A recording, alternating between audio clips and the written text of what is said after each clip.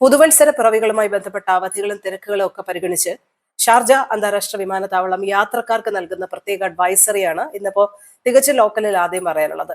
യാത്രക്കാരോട് വിമാനത്താവളം അഭ്യർത്ഥിക്കുന്നത് ഡിപ്പാർച്ചറിന് 3 മണിക്കൂർ മുൻപെങ്കിലും യാത്രക്കാർ വിമാനത്താവളത്തിൽ എത്തിയിരിക്കണം എന്നുള്ള ഒരു കാര്യമാണ്.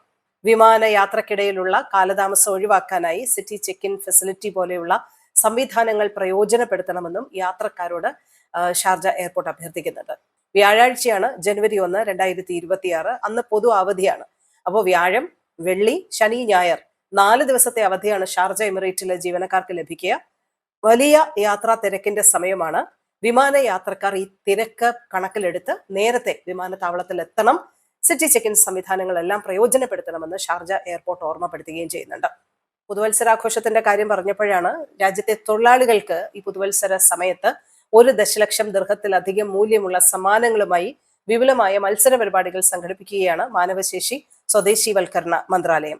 രാജ്യത്തിന്റെ 10 കേന്ദ്രങ്ങളിലായിട്ടാണ് വിപുലമായ പരിപാടികൾ 2 ദിവസമായി സംഘടിപ്പിക്കുക. ഡിസംബർ 31 വൈകുന്നേരം 4 ആരംഭിക്കുന്ന ആഘോഷങ്ങൾ ജനുവരി 1 രാത്രി 9 വരെയാണ് നീളുന്നത്. ദുബായിലെ ജബലലി, മുഹൈസിന, അബുദാബിയിലെ ഹമീം, മഫ്രഖ്, ഷാർജയിലെ അൽസജ തുടങ്ങിയാണ് രാജ്യമൊട്ടാകെ 10 കേന്ദ്രങ്ങളിൽ ആഘോഷങ്ങൾ നടക്കുക. ലേബർ ക്യാമ്പുകൾ കേന്ദ്രീകരിച്ചായിരിക്കും ഈ ആഘോഷങ്ങളെല്ലാം നടക്കുക. എല്ലാ തൊഴിലാളികൾക്കും ഈ പരിപാടിയിൽ പങ്കെടുക്കുന്ന രീതിയിലായിരിക്കും ആസൂത്രണം നിർവഹിക്കുക. കാർ, വിമാന ടിക്കറ്റുകൾ, മൊബൈൽ ഫോണുകൾ തുടങ്ങി 1 ദശലക്ഷത്തിലധികം, അതായത് 10 ലക്ഷത്തിലധികം ദിർഹമിന്റെ സമ്മാനങ്ങളും റാഫിൾ ഡ്രോയിലൂടെ വിതരണം ചെയ്യുന്ന കാര്യങ്ങളാണ്. കായിക മത്സരങ്ങളും കലാപരിപാടികളും എല്ലാം ഓരോ കേന്ദ്രങ്ങളിലും ഒരുക്കിയിട്ടുണ്ട്. എന്തായാലും രാജ്യത്തിന്റെ വികസന കുതിപ്പിൽ നിർണായക പങ്കുവഹിക്കുന്ന തൊഴിലാളികളെ ചേർത്ത് നിർത്തിയാണ് പുതുവത്സരത്തെ വരവേൽക്കാൻ UAE-യുടെ മാനവശേഷി സ്വദേശീവൽക്കരണ മന്ത്രാലയം ഒരുങ്ങുന്നത്. അപ്പൊ അതിന്റെ കാര്യപരിപാടികളും സമാന പദ്ധതികളുമാണ് രാജ്യത്താകമാനം ഈ പുതുവത്സരത്തോടനുബന്ധിച്ച് മന്ത്രാലയം ഒരുങ്ങുന്നത്. കേന്ദ്ര സർക്കാർ രാജ്യസഭയിൽ അവതരിപ്പിച്ച ഒരു കണക്കനുസരിച്ച് 1469 ഇന്ത്യക്കാർ UAE-യിൽ നിന്ന് ഈ വർഷം നാടുകടത്തപ്പെട്ടു എന്നാണ് പറയുന്നത്. കഴിഞ്ഞ 5 വർഷത്തെ ഒരു കണക്കെടുക്കുമ്പോൾ ഈ വർഷമാണ് ഏറ്റവും കൂടുതൽ ആളുകൾ UAE-യിൽ നിന്നും നാടുകടത്തപ്പെടുന്നത്. 2021 മുതൽ 4000 പേരെ ഇവിടെ നിന്നും നാടുകടത്തി. 2024 899 പേരെ, 2023 666 പേരെ, 22 587 പേരെ, 2021 358 പേരെയും UAE നാടുകടത്തുകയുണ്ടായി. ഈ സിവിൽ ക്രിമിനൽ കേസുകൾ, വ്യാജ ജോലി വാഗ്ദാനം, പെർമിറ്റ് ഇല്ലാത്ത ജോലി, തൊഴിൽ നിയമലംഘനം തുടങ്ങിയവയാണ് നാടുകടത്തലിന് പിന്നിലുള്ള പ്രധാനപ്പെട്ട കാരണങ്ങളെന്നും ഇതുമായി ബന്ധപ്പെട്ട് പറയുന്നു. ഏറ്റവും കൂടുതൽ പേർ നാട് കടത്തപ്പെട്ടത് സൗദി അറേബ്യയിൽ നിന്നാണ്.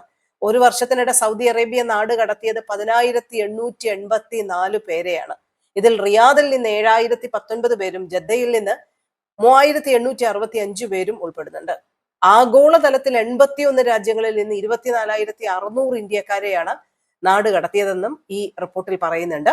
പ്രസിഡന്റ് ഡൊണാൾഡ് ട്രംപ് ഇമിഗ്രേഷൻ നിയമങ്ങൾ കർശനമാക്കിയെങ്കിലും US-ൽ നിന്ന് ഈ വർഷം തിരികെ എത്തിയത് 3,812 ഇന്ത്യക്കാരാണെന്നും കേന്ദ്ര സർക്കാർ രാജ്യസഭയിൽ വെച്ച കണക്കുകളിൽ വ്യക്തമാകുന്നുണ്ട്. UAE-ലെ പുതിയ ഡിജിറ്റൽ നിയമത്തെക്കുറിച്ച് കുറച്ച് കാര്യങ്ങൾ കൂടി നമ്മൾ മനസ്സിലാക്കിയിരിക്കണം.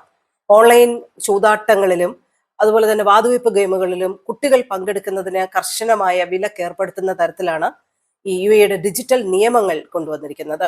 13 വയസ്സിന് താഴെയുള്ള കുട്ടികളുടെ വ്യക്തിഗത വിവരങ്ങൾ മാതാപിതാക്കളുടെ അനുമതിയില്ലാതെ ശേഖരിക്കാനോ കൈമാറാനോ ഡിജിറ്റൽ പ്ലാറ്റ്ഫോമുകൾക്ക് അനുവാദമില്ല.